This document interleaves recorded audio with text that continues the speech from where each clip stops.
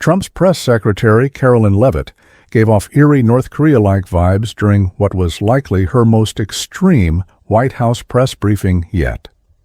She discussed Donald Trump's disastrous tariff policy, announcing that the United States would impose a staggering 104% tariff on China, the world's second-largest economy, drastically escalating an unnecessary and potentially damaging trade war. But before we dive into all the details, if you enjoy this video and want to support the channel, please hit the like, subscribe, and alert bells before you leave. Now let's jump into the two back-to-back clips where Carolyn Leavitt confirms that the trade war with China is indeed intensifying. Caroline, on the president's threat yesterday on social media to increase tariffs against China by an additional 50% in response to their retaliation, has he signed anything in terms of an executive order, any documentation around that? Will that additional 50% go into effect tomorrow? They will be going into effect at 12:01 a.m. tonight, so effectively tomorrow, yes. Yep, that's not good. That's not good at all. And another reporter effectively asked her similar question, and she doubles down. Ed, go ahead. As promised. Yes, thank you. You mentioned the 70 countries or so.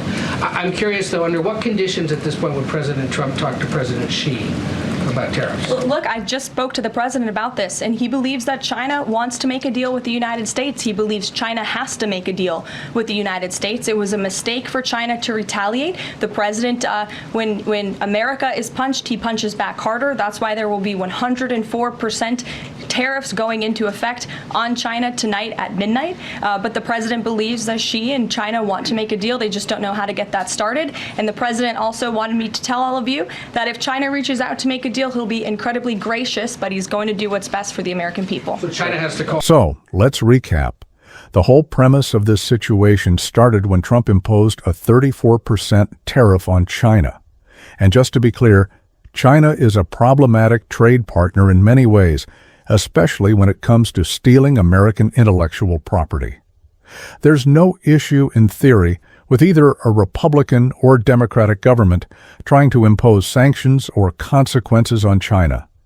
However, a blanket 34% tariff on all goods from the world's second-largest economy is absolutely crazy.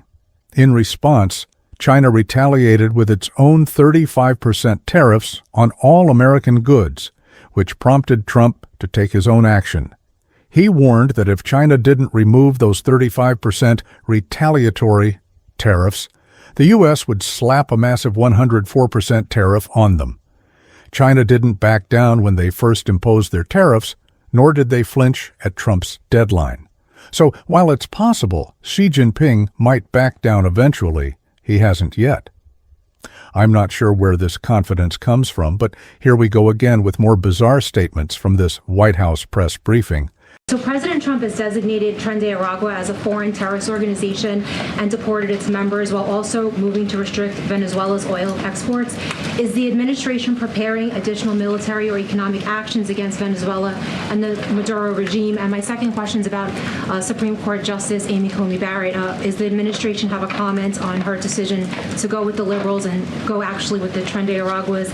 This is the same justice that actually sided against January 6 hostages last year. So is the administration have a comment? Are they disappointed in Supreme Court Justice Amy Coney Barrett? It seems like the reporter is following a very North Korea-style narrative, suggesting that the violent January 6th insurrectionists were somehow hostages. But the reality is, they were violent individuals trying to unlawfully overthrow a free and fair election to keep Donald Trump in power. If the same group had attempted something like this on January 6th, 2025, to maintain President Biden or Vice President Harris in office, you wouldn't be making the same arguments. It just shows how unprincipled and hypocritical some people can be, and they should be mocked for it. As for Justice Barrett, a Trump appointee, the fact that she has occasionally sided with more liberal justices has triggered intense backlash from the MAGA base. They expect her to blindly follow Trump, which comes across as bizarrely cult-like. Let's see how Carolyn Leavitt responds to all this. Court Justice Amy Coney Barrett. To your first question, I don't have any actions to read out in terms of Venezuela. The president has imposed secondary tariffs on the Maduro regime and on Venezuela in the form of oil, which is obviously going to have a crippling effect on the Maduro regime, and that's the intended effect of this administration. As for the justice you mentioned, as for the Supreme Court, we've made our feelings very clear. We believe that In some ways, it seemed like that question was even more out of line than what Karoline Leavitt was ready for. It felt a bit strange.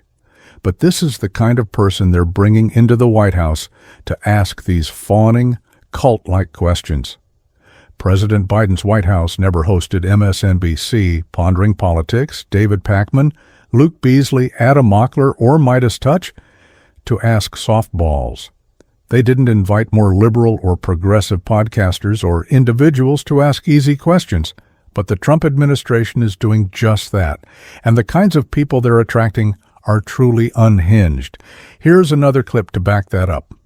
I do just want to point out one thing, that the president, everybody in Washington, whether they want to admit it or not, knows that this president is right when it comes to tariffs and when it comes to trade. In fact, Democrats have long said that the United States of America has been ripped off by the countries around the world. They just don't want to admit it now because it's President Trump who is saying that. In June. No, I don't think the Democrats are dismissing the idea that some countries have taken advantage of America. China, for instance, has clearly stolen intellectual property. That's undeniable.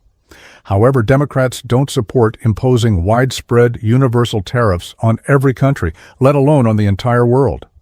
That's completely out of line. This is an important distinction that actually matters. So once again, Karoline Leavitt made a really misguided comment. But also, the way she talks, it's like she believes everyone secretly knows that Donald Trump is right about everything, that he's perfect, even if they won't admit it to themselves. That's the kind of eerie, North Korea-style mentality we're seeing from her. Here's another clip to show what I mean. One being, can you explain the White House's evolution from this is not a negotiation on tariffs to countries should pitch us and start negotiations on Sure. tariffs? As the president said yesterday, Jasmine, both things can be true at the same time. And it is a non-negotiable position that the United States has faced a national security and economic crisis because of the unfair trade practices by countries around the world. As for the president, I have maintained this position. The entire administration has always said that President Trump is willing. No, these things are completely incompatible. If you say that tariffs are non-negotiable and not meant to be used as leverage in negotiations, but then invite people to negotiate with you, those two positions can't coexist. Something that's non-negotiable can't be up for negotiation. So if you're inviting negotiations, it's clearly open to being negotiated. This is what I mean by the North Korea-style approach, where they try to make you believe something can be both a square and a circle at the same time. But that's just not how it works. Some things are mutually exclusive by definition.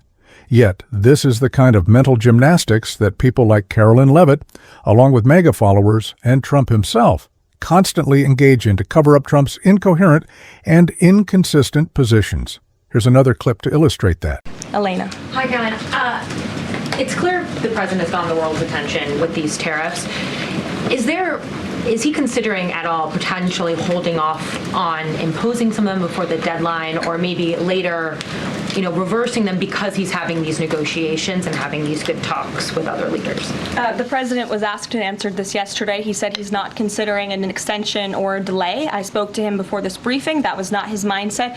He expects that these tariffs are going to go into effect. And you said something very important, Elena, in your question. You said the president has captivated the attention of the world. So again, it really doesn't incentivize countries to actually try to negotiate in good faith with Donald Trump, because there's no delay, there's no way to avoid the pain or the hurt.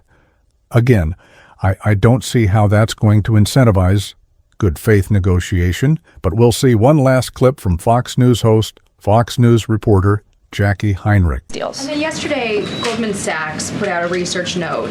It put the odds of a recession at 45% within the next 12 months, up from 35%. But Peter Navarro guaranteed last night no recession.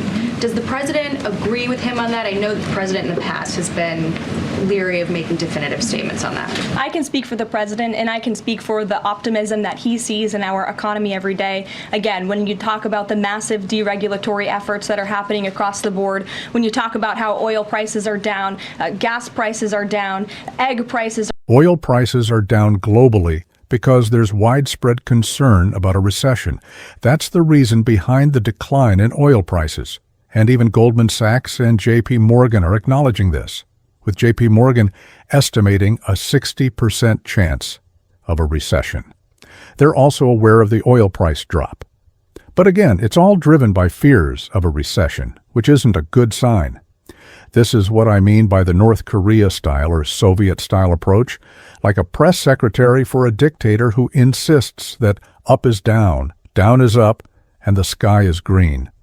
They make it seem like these contradictory things can exist together without any consequences. This is the kind of messaging coming from the Trump White House, and we're still less than 3 months in.